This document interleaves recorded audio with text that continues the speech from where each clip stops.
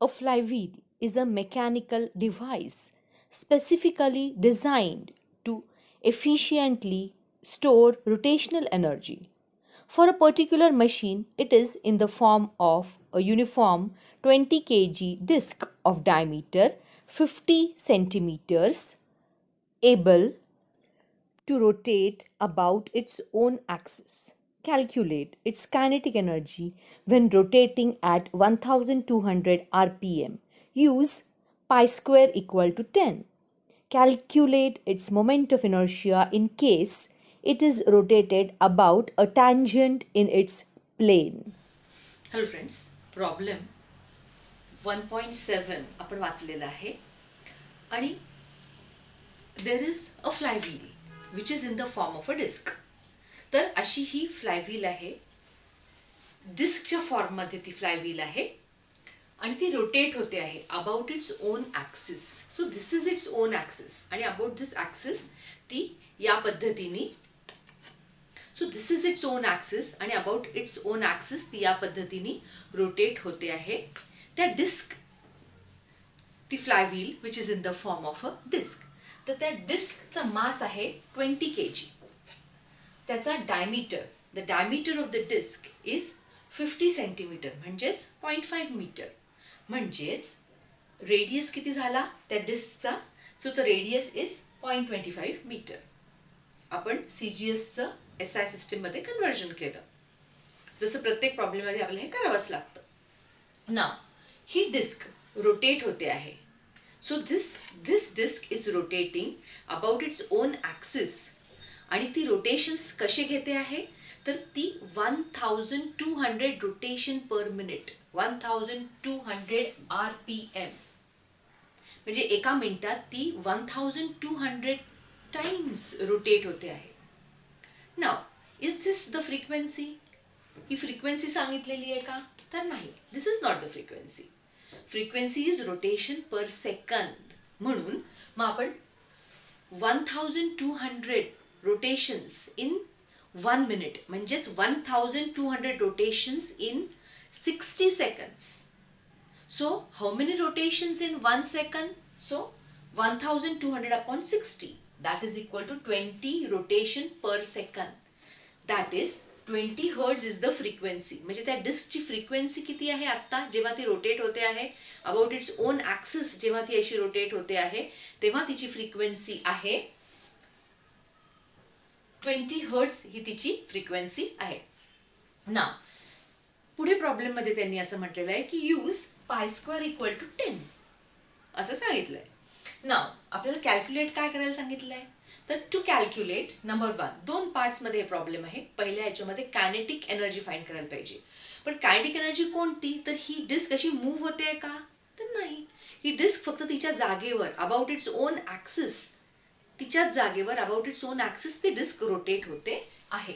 So at, तर अशा ह्या रोटेट होणाऱ्या डिस्कची rotational kinetic energy at 1200 RPM आपल्याला फाइंड करायची आहे. हा त्याचा फर्स्ट पार्ट आहे.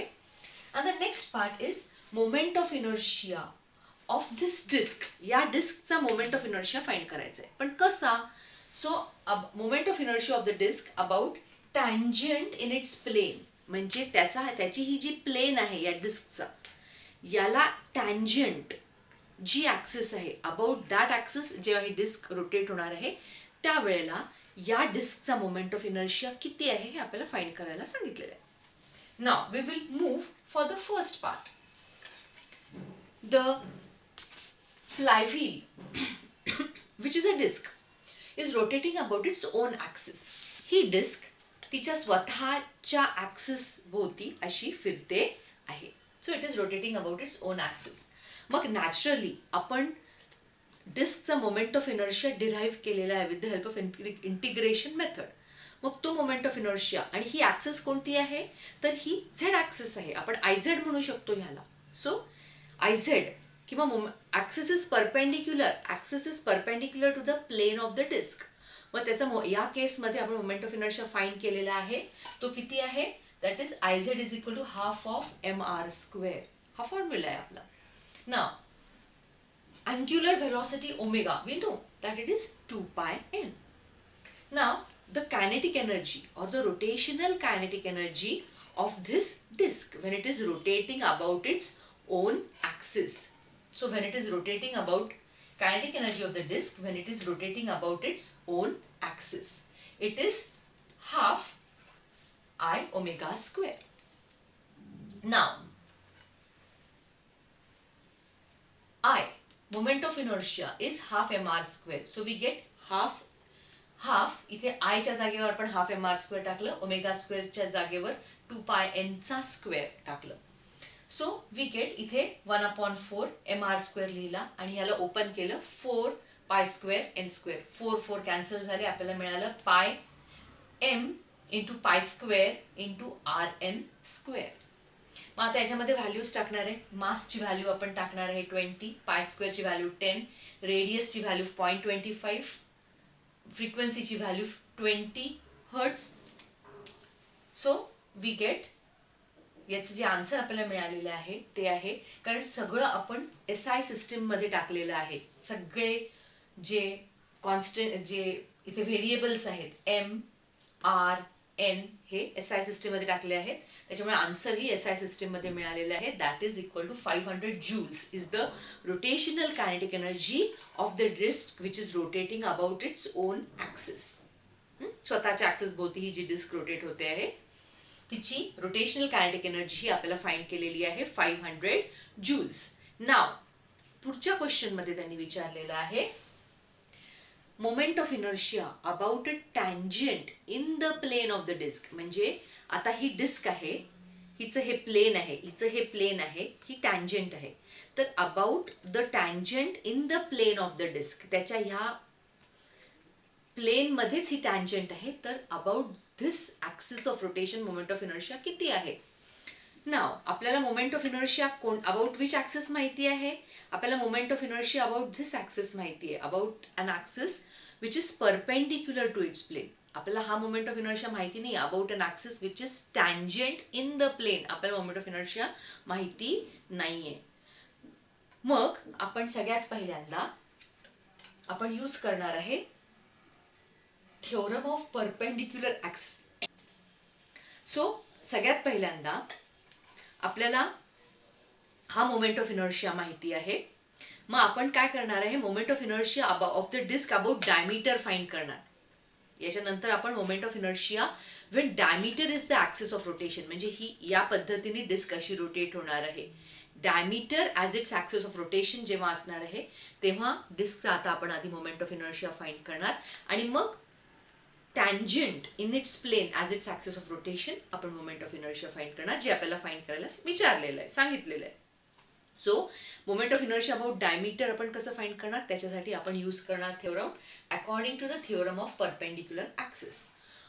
IZ is equal to IX plus IY.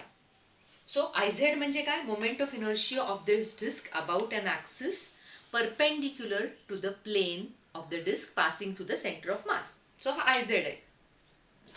IX आणि IY म्हणजे कोण आहे, मोमेंट ऑफ, कारण ही डिस्क ही सिमेट्रिकल बॉडी आहे म्हणून तिचा हा डायमीटर आणि हा डायमीटर, मग तो एक्स ऍक्सिसचा डायमीटर असेल आणि किंवा वाय ऍक्सिसचा डायमीटर असेल, डिस्कचा मोमेंट ऑफ इनर्शिया सेमच राहणार आहे.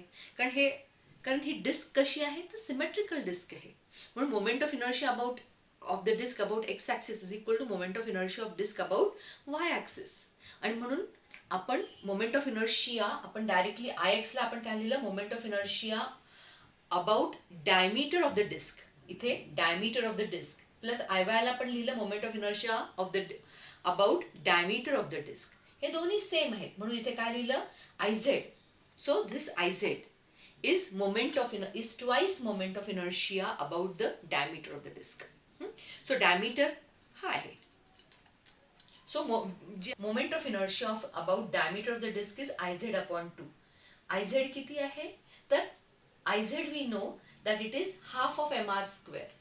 So इथे moment of inertia about diameter of the disk is IZ upon 2, therefore 1/2 half of mr square, that is mr square upon 4. म्हणजे ज्या वेळेला ही disc about this moment of inertia rotate होते आहे अशी, म्हणजे ज्या वेळेला ही disc about its own axis rotate होते आहे त्यावेळेचा तिचा जो मोमेंट ऑफ इनर्शिया आहे तो mr²/2 आहे. पण ज्या वेळेला ही disc about its diameter as its axis अशी रोटेट होते आहे त्यावेळेला तिचा मोमेंट ऑफ इनर्शिया आहे mr²/4. तर इथे आपण हे फाइंड केलेलं आहे mr²/4. पण आपल्याला डायमीटर हे ॲक्सिस ऑफ रोटेशन पाहिजे आहे का? तर नाही. आपल्याला ॲक्सिस ऑफ रोटेशन कसं पाहिजे? तर the axis of rotation is a tangent in the plane of the disc. This is the axis of rotation. असं आपल्याला ॲक्सिस ऑफ रोटेशन हवंय. म्हणून आता परत एकदा आपण according to the theorem of parallel axis, तर आता आपण पॅरलल ॲक्सिस थेओरम यूज करणार आहे. म्हणजे ही डायमीटर ॲक्सिस आहे आणि ही ॲक्सिस कशी आहे? It is a tangent. ही ॲक्सिस कशी आहे? It is a tangent in the plane of the disc आणि ही डायमीटर ॲक्सिस. आता हे दोन्ही ॲक्सिस एकमेकांना पॅरलल आहेत. मला या ॲक्सिस अबाउट धिस ॲक्सिस मला मोमेंट ऑफ इनर्शिया माहिती आहे. Moment of inertia of about diameter as its axis is mr²/4. हा मोमेंट ऑफ इनर्शिया मला माहिती आहे about this axis of rotation. मला about this axis of rotation moment of inertia find करायचं आहे. म्हणजेच माझी ही डिस्क ज्या वेळेला अबाउट धिस ॲक्सिस अशी रोटेट होणार आहे, अशी रोटेट होत जाणार आहे.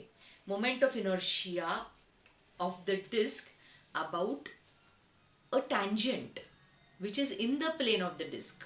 आपल्याला मोमेंट ऑफ इनर्शिया फाइंड करायचं आहे. सो मग according to the theorem of parallel axis, कारण हे दोन ॲक्सिस पॅरलल आहेत. सो IO फॉर्म्युला काय आहे त्याचं एक्सप्रेशन काय आहे? IO is equal to IC plus mh². IO is the moment of inertia about any point. So आता इथे हा टँजंट पॉइंट आहे. IC is the moment of inertia about its centre, about an axis passing through its center of mass. मग आता ह्या ठिकाणी हा जो सेंटर आहे डिस्कचा तो त्याचा सेंटर ऑफ मास पॉइंट आहे. हा डायमीटर हा जो ॲक्सिस आहे तो त्याच्या सेंटर ऑफ मास पॉइंट पासून मधून पास होतो आहे diameter axis. So IC is the आणि plus mh. So moment of inertia of the disk about a tangent, moment of inertia of this disk about a tangent. So of the disk about a tangent in the plane of the disk is moment of inertia IC about moment of inertia of the disk about diameter as its axis plus mr². The distance between the two parallel axes किती आहे? तर radius इतका आहे. So this is the distance is the radius. So we take r. ह्याच्या ऐवजी आपण r घेतला. So moment of inertia of the moment of inertia of the disk about diameter as its axis is mr²/4 plus mr². So this is equal to mr² ला आपण बाहेर घेतलं, we get 1/4 plus 1. So इथे 5/4 mr². So moment of inertia of this disk about a tangent in the plane of the disk. म्हणजे जेव्हा ही disk अशी rotate होणार आहे आता about a tangent in the plane of the disc अशी rotate होणार आहे त्यावेळेचा तिचा मोमेंट ऑफ इनर्शियाचा फॉर्म्युला आपण फाइंड केलेला आहे. It is 5/4 mr². नाव आपण याच्यामध्ये व्हॅल्यूज टाकू आणि ऍक्च्युअल मोमेंट ऑफ इनर्शियाची व्हॅल्यू काढू. So moment of inertia about a tangent in the plane of the disc is 5/4. चा मास आहे 20 kg. त्याच्यानंतर रेडियस आहे 0.25 मीटर. तिथे रेडियस स्क्वेअर आहे तर 0.25 स्क्वेअर. मग याची आन्सर येतोय 1.5625. Remember the answer after the decimal point झाल्यानंतर तुम्ही 4 डिजिट लिहायला पाहिजे बोर्डच्या एक्झाम मध्ये. इट इज आन्सर कसं लिहायला पाहिजे तुम्ही? तर 1 पॉइंट, आता इथे हे 4 डिजिट्स लिहिले 5625. आन्सरचं युनिट लिहायला पाहिजे. आता मोमेंट ऑफ इनर्शियाचं युनिट काय आहे? kg metre square. सो तुम्ही युनिट लिहिलेलं आहे. So here we have got proper आन्सरही लिहायचं आणि युनिटही लिहायचं. युनिट जर आपण लिहिलं नाही तर आपला हाफ मार्क कट होतो. आन्सरला जो 1 मार्क असतो त्याच्यापैकी हाफ मार्क युनिट जर लिहिलं नाही तर कट होतो. So moment of inertia of the disk about a tangent in the plane of the disk is 1.5625 kg meter square. Thank you.